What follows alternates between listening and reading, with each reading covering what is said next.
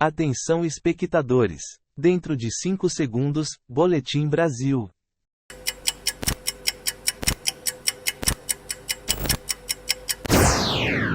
Olá, boa noite, o Boletim Brasil está começando. Veja os destaques de hoje. Corpo de brasileira que caiu em penhasco na Indonésia é resgatado. Mulher passou 4 dias sem comida, água e passando frio. Irã e Israel entram em cessar-fogo definitivo. A guerra entre os dois países durou 12 dias. Flagrante impressionante no Rio Grande do Sul. Cadeirante é arrastado por caminhão. O inverno chegou para valer no Brasil. Várias cidades registraram temperaturas negativas nessa semana. E ainda os duelos dos brasileiros nas oitavas de final do Mundial de Clubes. Hoje é sexta, 27 de junho de 2025, Dia Internacional do Diabético, e o Boletim Brasil começa agora.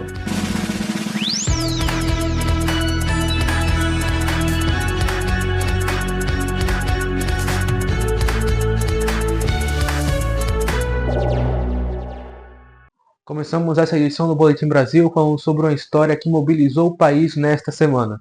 Uma jovem carioca ficou presa em um buraco na Indonésia e quando o resgate chegou, já era tarde demais. Juliana Marins, de 26 anos, natural do Rio de Janeiro, estava fazendo uma trilha no Monte Rinjani, vizinha a Bali, capital da Indonésia, que é um vulcão ainda ativo. Muitas pessoas fazem essa trilha atraídas pela paisagem do local. Na madrugada do último sábado, horário da Indonésia, Juliana e mais 6 turistas começaram o caminho pela trilha e a queda da brasileira aconteceu por volta das 4 da manhã. Segundo a família de Juliana, ela foi abandonada pelo guia por pelo menos 1 hora. A mulher parou para descansar e o grupo seguiu em frente. Quando um dos guias voltou, Juliana já havia caído. A brasileira passou 4 dias sem água, comida e passando frio. Na última terça-feira, a equipe de resgate conseguiu chegar ao local, mas já era tarde demais. Juliana foi encontrada sem vida. Um dia antes, na segunda, um drone operado pelos resgatistas chegou até a jovem, que estava imóvel e a 500 metros penhasco abaixo. Quando foi encontrada, Juliana estava mais abaixo ainda, 650 metros da trilha.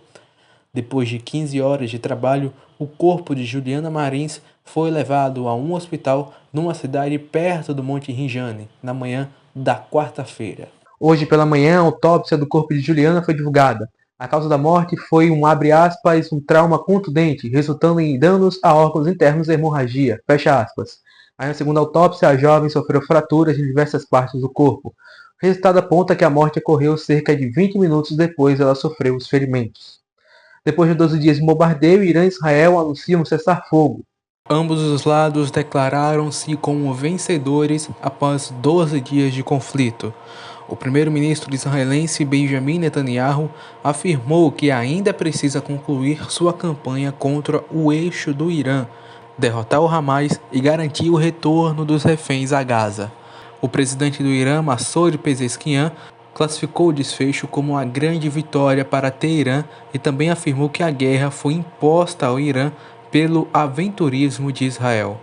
O cessar-fogo foi anunciado pelos Estados Unidos na noite de segunda-feira, com apoio do Catar. A guerra de quase 2 semanas matou 974 pessoas no território iraniano, de acordo com a ONG Human Rights Activist News Agency. No lado israelense, a guerra matou 28 pessoas, segundo o gabinete do primeiro-ministro. O cessar-fogo chegou a ficar sob tensão após relatos de retaliações dos dois lados.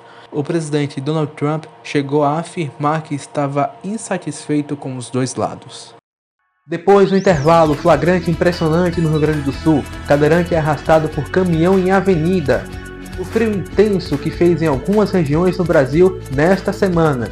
E ainda os confrontos dos times brasileiros nas oitavas de final do Mundial de Clubes. O Boletim Brasil volta já. Fica agora com imagens de Natal.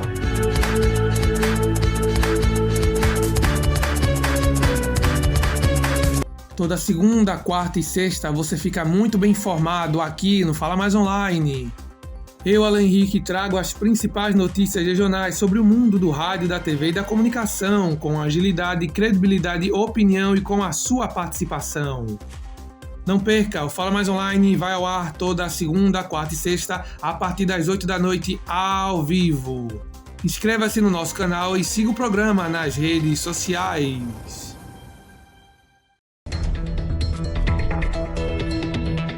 A edição tem a missão de levar para você os principais erros da TV e da internet. Tudo isso é só aqui no A Edição. Todo sábado às 8 da noite. Não perca A Edição. Só aqui no canal João Victor Liberato Oficial.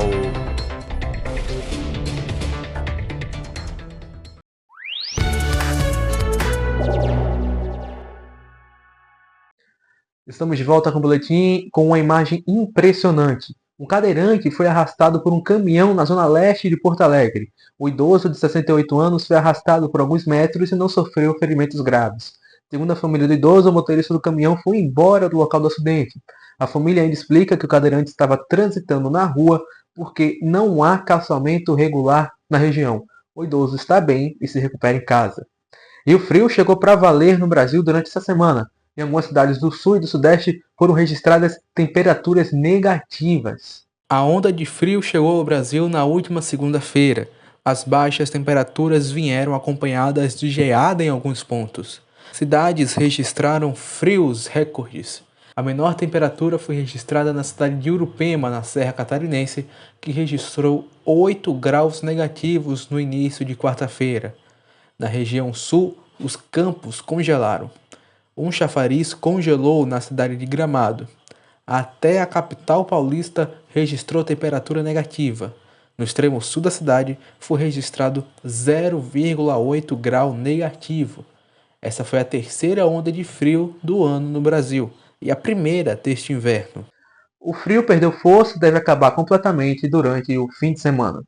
E o Mundial de Clubes chegou numa fase mata-mata. Veja os confrontos das oitavas de final dos clubes brasileiros. Amanhã, sábado, terá o duelo brasileiro no Mundial de Clubes. Palmeiras e Botafogo fazem a primeira partida das oitavas de final da competição.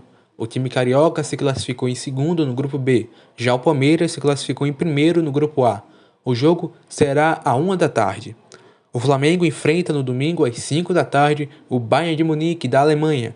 O rubro-negro se classificou em primeiro no grupo D. Já o Fluminense vai jogar na segunda às 4 da tarde contra a Inter de Milão. O time carioca se classificou em segundo lugar no grupo F da competição. E assim nós encerramos esta edição do Boletim Brasil. Muito obrigado pela sua companhia. Para você uma ótima semana e até a próxima edição. Fica agora com o Giro pelo Brasil.